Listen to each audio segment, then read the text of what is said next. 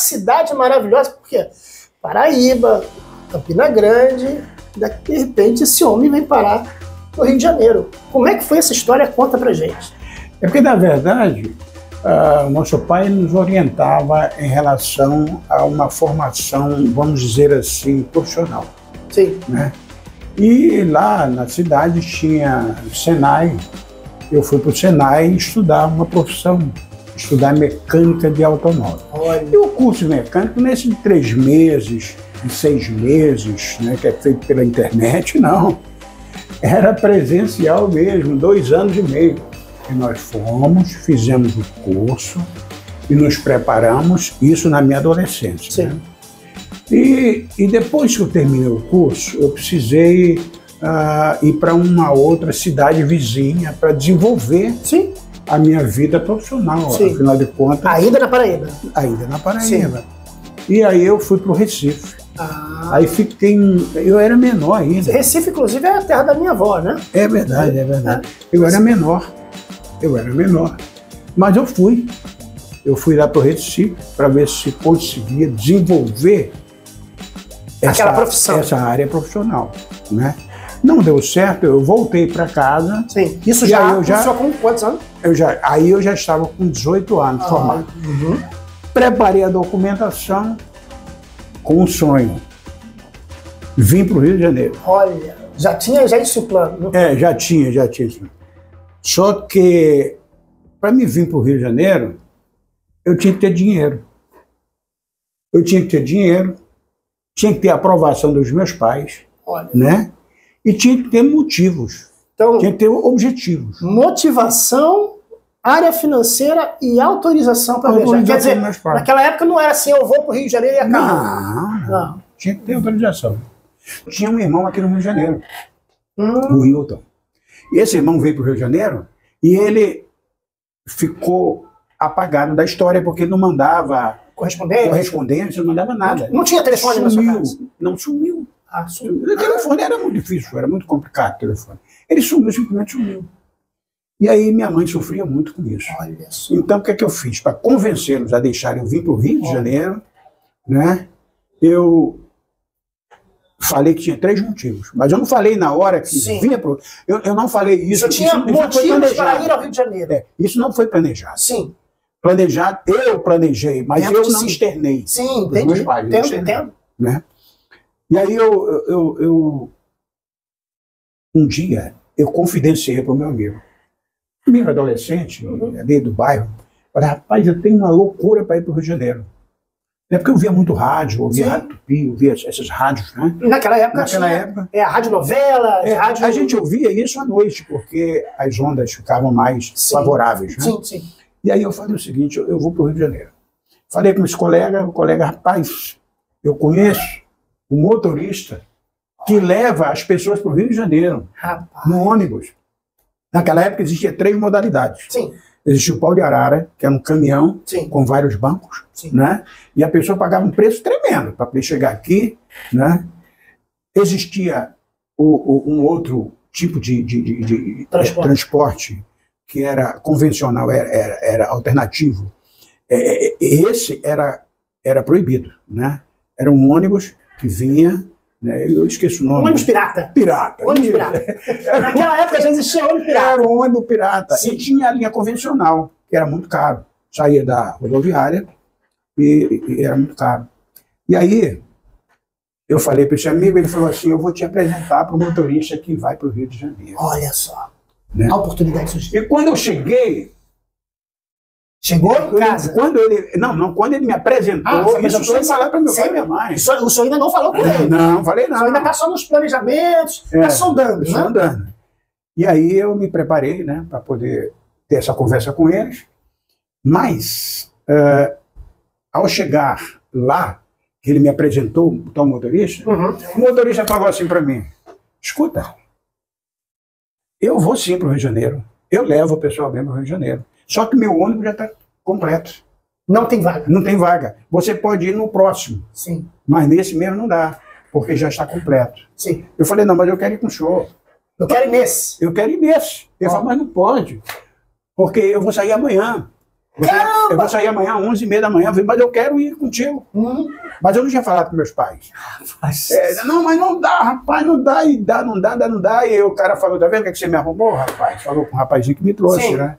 Aí ele falou assim... Me queimou com meu amigo? Ele falou, rapaz, olha só, deixa eu falar uma coisa pra você.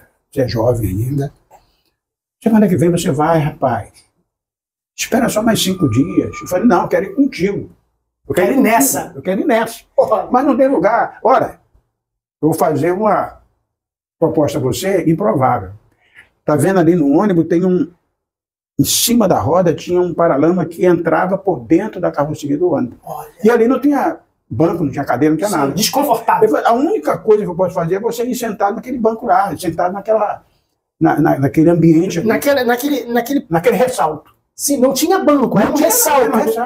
Por dentro do ônibus, tá, gente? Dentro do ônibus. Mas não era no banco, era num ressalto. Onde quando você entra no ônibus e você tem um banco mais alto, imagina aquilo ali sem banco. Sem um banco, é isso. É ali que o senhor viajou. Aí ele falou o seguinte, você topa aí? Ali eu topo, eu vou pro senhor, rapaz, amanhã. Aí ele falou assim, agora vamos conversar sobre o dinheiro. Quanto é que você vai me pagar?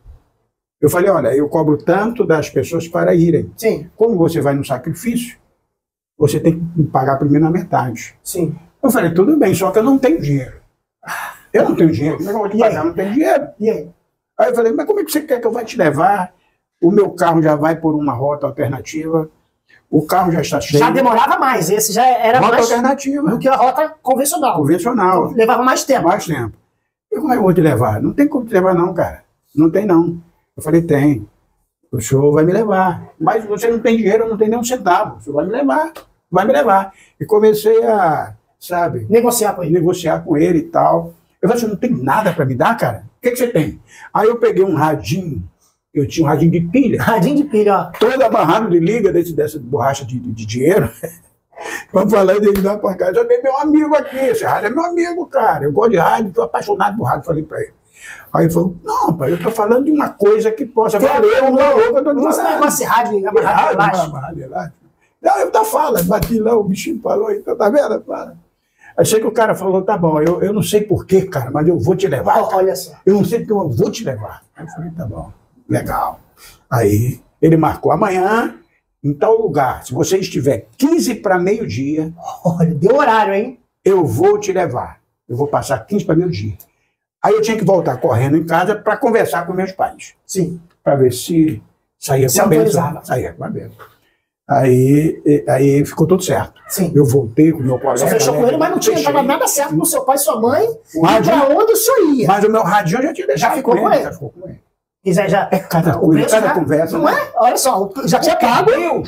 Porque Deus tinha falado ao meu coração que eu ia vir. Olha. Então eu criei na palavra. Sim.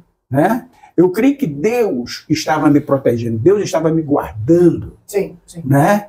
Eu creio que eu tinha certeza que Deus estava comigo nesse negócio. Estava abrindo as portas. Estava abrindo as portas. Aí eu fui embora para casa, cheguei em casa, conversei com minha mãe, não, o seu irmão já foi, já sumiu, agora vai você, rapaz. Não faça isso comigo, não. Meu coração já está dilacerado pela ausência do outro, sumiu e tal. Falei, não, mas eu vou lá, porque eu tenho 3 objetivos: me profissionalizar, encontrar meu irmão e ter uma renovação espiritual.